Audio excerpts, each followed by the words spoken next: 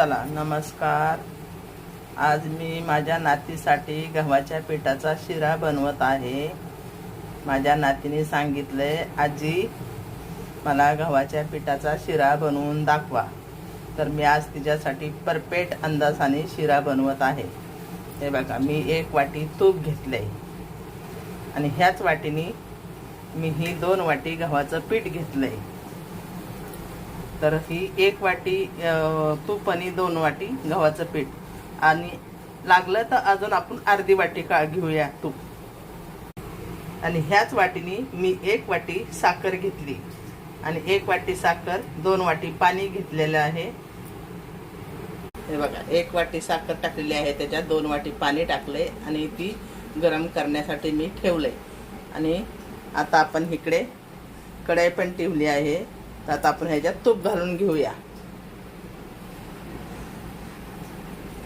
आपण ह्यातलंच तूप थोडंसं ठेवून देऊ साईडला। आता हे तूप आपलं थोडंसं गरम झाल्याच्या नंतर आपण ह्यात गव्हाचं पीठ घालून घेऊ।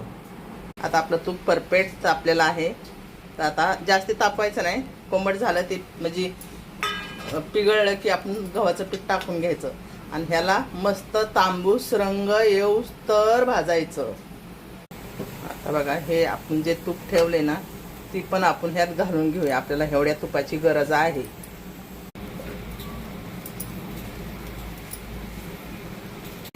परत आपल्याला अजून अर्धा वाटीची गरज लागते, तर ही परत आपण अर्धा वाटी तूप घातलंय त्यात। आणि मी ही एकदम स्लो गॅसवर भाजते। तुम्हाला दाखवते, पण आता ढिलं झालंय अक्षिता बेटा, तुला परफेक्ट मी दाखवते।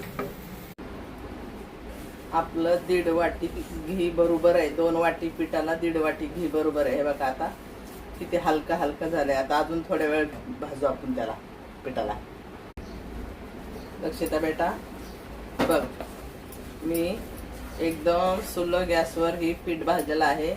फास्ट गॅसवर भाजलं तर आत कच्चं राहू शकतं, तर मी असं सारखं हलवून स्लो गॅसवर भाजलेलं आहे। हे बघ, गॅस स्लो आहे एकदम। ह्या पद्धतीने बनवलं ना, तुझा शिरा बिघडणार नाही बघ। बेटा, एकदम असं बदामी कलरवर भाजायचं। आता आपण गॅस ऑफ करूया, कारण आपल्याला ती पाणी घालायचंय ना साखरेचं।